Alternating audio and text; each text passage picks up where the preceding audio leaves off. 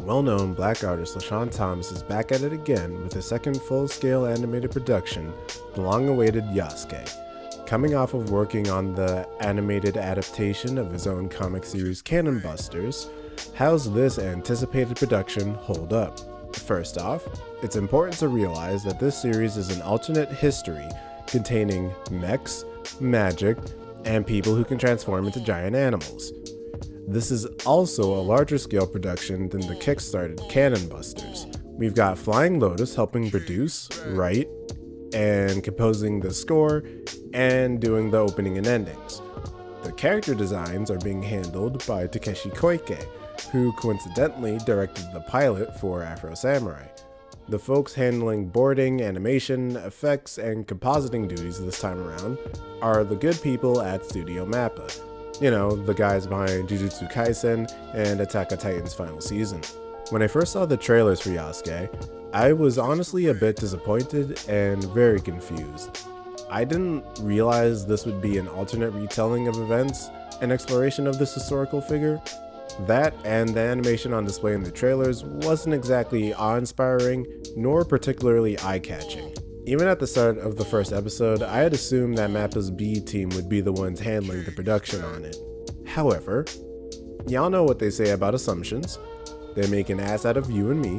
While the character acting we see on display is mainly limited, the series comes to life in its action sequences. To put it bluntly, the show in a general sense looks damn good. And the end of the flashback/dream sequence in episode 3, impressive shit. And this is wholly biased, but oh my goodness, that soundtrack slaps like shit, bro.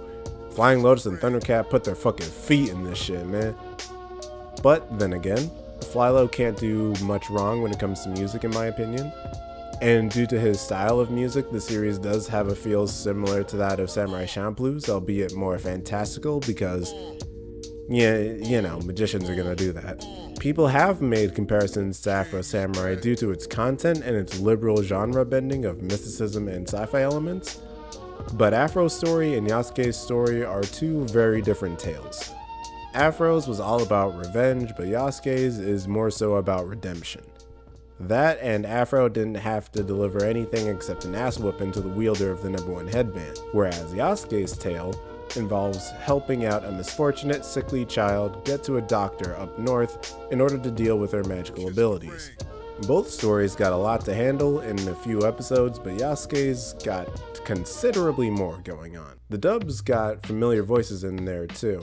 I heard Yuri Lowenthal and Johnny Young Bosch to name it too, but the big name attached to the project is Lakeith Stanfield. The dub is not trash, however, it is not standout either. The most charitable way to describe it would be slightly below average. People were shitting on Lakeith's delivery, but keeping it a buck, I'd say it's more than comparable to Samuel L. Jackson's performance as Afro. Granted, he isn't given any material for him to emote as wildly as Sam's Ninja. That being said, the dub does have a shit ton of less than stellar moments. Stilted deliveries out the wazoo, expressions not matching the lines themselves, lip flaps not matching the dialogue, it's all here. But as I got to the last episode in the series, I couldn't help but think that this series seemed familiar to me in a sense. The aesthetic and the general atmosphere of the series reminded me of past works from Production IG and Gonzo, such as Basilisk, Blood Plus, and yes, Afro Samurai. It feels weird to claim shows such as these are retro at this point, but that's exactly what they are. Not only that, but the irreverent nature of how the show combines and mixes all of these different genres makes it feel similar to Outlaw Star. Lesean Thomas has never been one to shy away from similarities that are easy to pick up on. Make a drinking game out of it and you will die. The cliches unfold in the show, however, aren't an issue. What is an issue is how they're executed, especially within the last 2 episodes.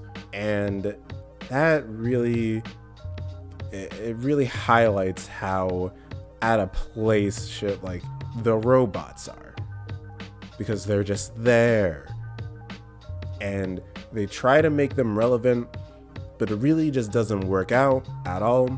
Same with the mysticism, but I'm getting ahead of myself. On their own, the visuals, the events, they're cool on paper, but what stifles Yasuke is the execution. The first 3 episodes are visually and narratively strong, the first 2 especially, but 4 through 6 on the other hand aren't nearly as satisfying on a narrative front in my opinion. I am going to spoil the hell out of the show. If you're just trying to see if you should watch it or not, then I'd say check it out. It's still decent, it's a fun watch.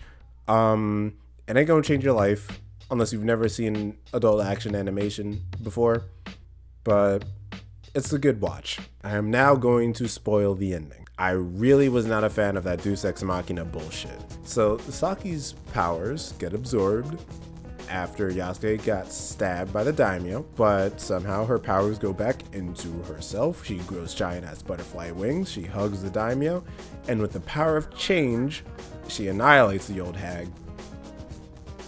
But then she uses her powers to bring Yasuke back to life and heal her own illness. And then they leave the old lady to be dealt with by those she tortured, according to Yasuke.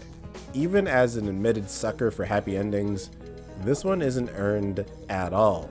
And that stems from the magic used in the series not being explained at all. Granted, this is a 6-episode OVA, we're not going to get a breakdown on the magic system as intricate as we did in like Hunter x Hunter or Avatar. But the tiniest bit of exposition on how her powers actually work would have done wonders. And we get the whole you've got to be in touch with nature aspect of it and how it boosts her abilities in episode 5, sure. But it doesn't explain how she came to understand and use her powers with so much finesse, even with the Chosen One angle that they were going with. And I really didn't like how her tears brought Yasuke back to life. That's not exactly how it happened, but that's basically what happened, man. Okay, moving on from the ending. Yasuke, like Cannon Busters before it, survives off the pedigree Lesean Thomas has with his built-in audience, black anime fans that want to see other projects like it brought to life, and the interesting history surrounding the real-life Yasuke.